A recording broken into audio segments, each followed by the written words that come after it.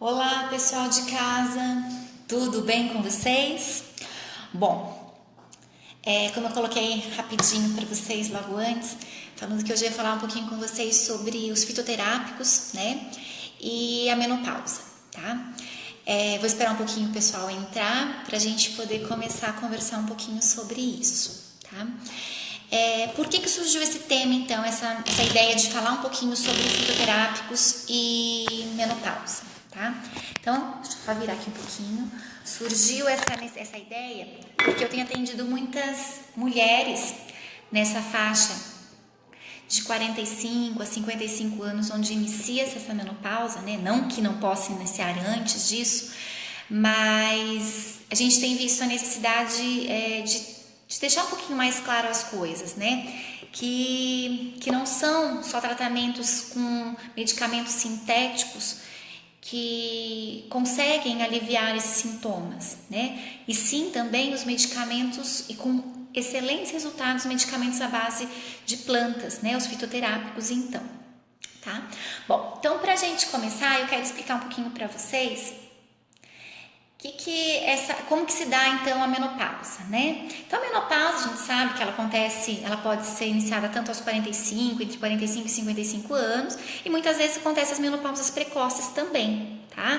Já tive casos de paciente atender, paciente com 35 anos que tinha entrado na menopausa, né? E ela só vai ser confirmada essa menopausa depois de 1 ano após cessar o sangramento, então, né, as menstruações, digamos assim, tá? A mulher, ela pode muitas vezes vir apresentar alguns sintomas, como também ela pode apresentar nenhum sintoma, tá? Tive mesmo agora há pouco, até trazer um pouquinho que estava atendendo uma paciente lindinha, e a gente conversando sobre isso com ela tem 52 anos, e ela falou pra mim: Juliana, eu nunca tive nenhum sintoma, né? Então eu nunca tive um fogacho, eu nunca tive uma secura, eu nunca tive problemas com o sono. Então assim, hoje em dia a gente sabe que isso é uma raridade, né? Uma mulher que chega à menopausa e não sinta não tenha nenhum sintoma.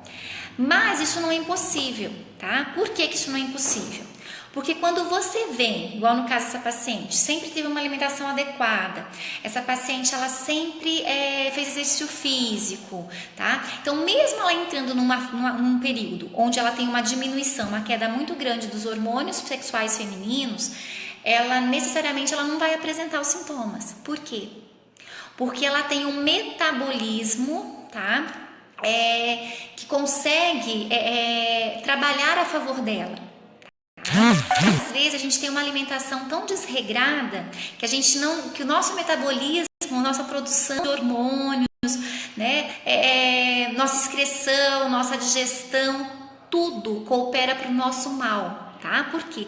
Porque a gente não é organizado, né, em questão de horários para se alimentar, a gente não é organizado em questão do sono, né? Muitas pessoas têm privações de sono, tá? Sejam por estresse, ou seja, porque não quero dormir, ou porque não consigo dormir pelo trabalho muitas vezes. Então essa pessoa, o metabolismo dela é todo complicado, né? Quanto mais, menos você cuidar na sua idade jovem da sua saúde, mais efeitos ruins você vai colher lá na frente, né?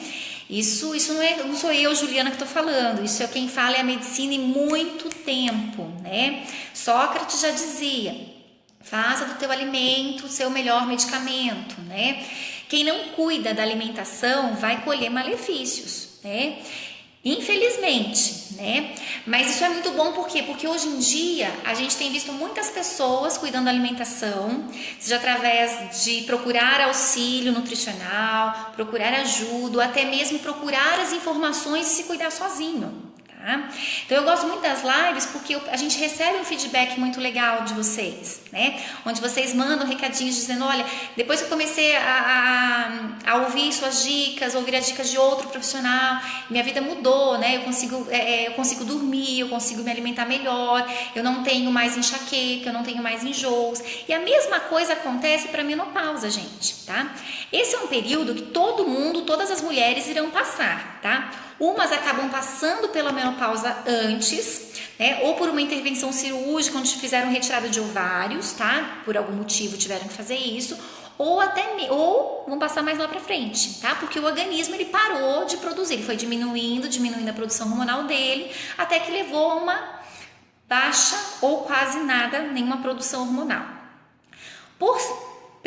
Pela menopausa, a gente consegue, se não tratada, a gente vai ter alguns malefícios também, tá? Que podem vir a problemas com osteoporose, pioram nesse período, tá? Porque dependem dos hormônios também.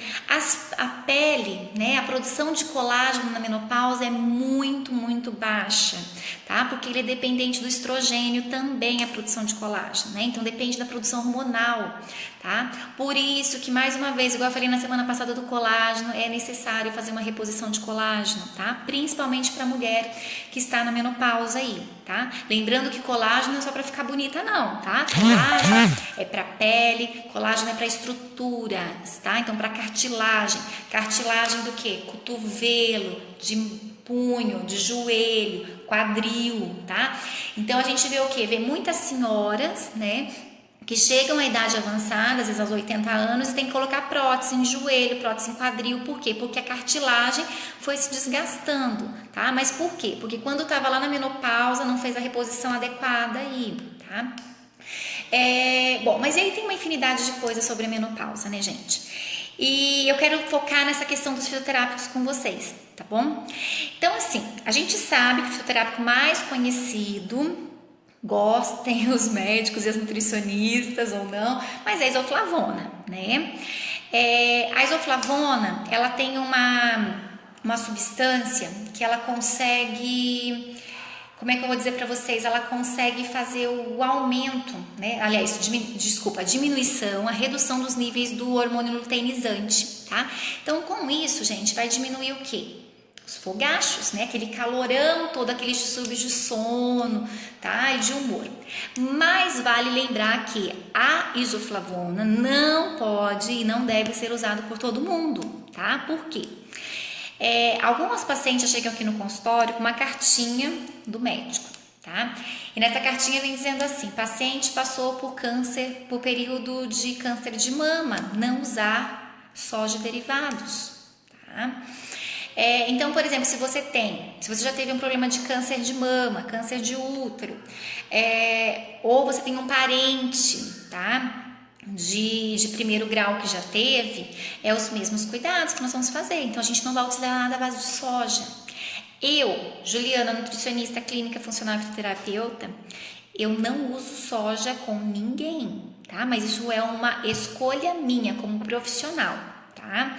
Por conta das alterações hormonais que podem ocorrer, tá? Mas existe, gente, a isoflavona aí, tá? E eu não poderia deixar de falar dela, então, para vocês, tá? Uma planta que eu gosto muito é o ginseng, tá? O ginseng, algumas vitaminas, hoje em dia, vocês já viram, vem lá com ginseng para dar um up, no humor, na disposição, tá? O ginseng, gente, ele tem um efeito muito semelhante ao estrogênio no corpo da mulher, tá? Então ele ajuda a reduzir esses problemas com o sono, tá?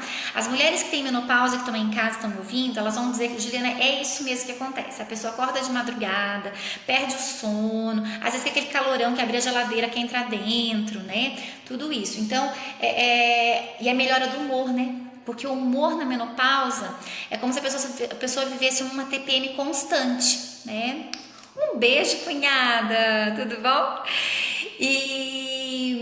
Então é como se ela estivesse numa TPM constante, Então a pessoa sofre demais, tá? Porque eu sempre digo aos pacientes assim: ninguém ganha dos hormônios, e realmente não ganha, tá? Quando a gente está com alteração de tireoide, alterações de estrogênio, progesterona, é muito difícil você conseguir lidar com essas alterações emocionais que acontecem por os hormônios, tá?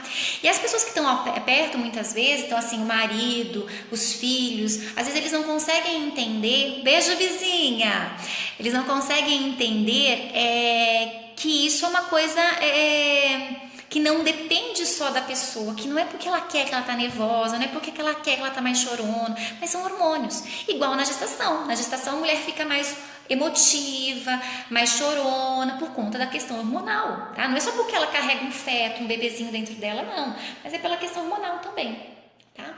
Outra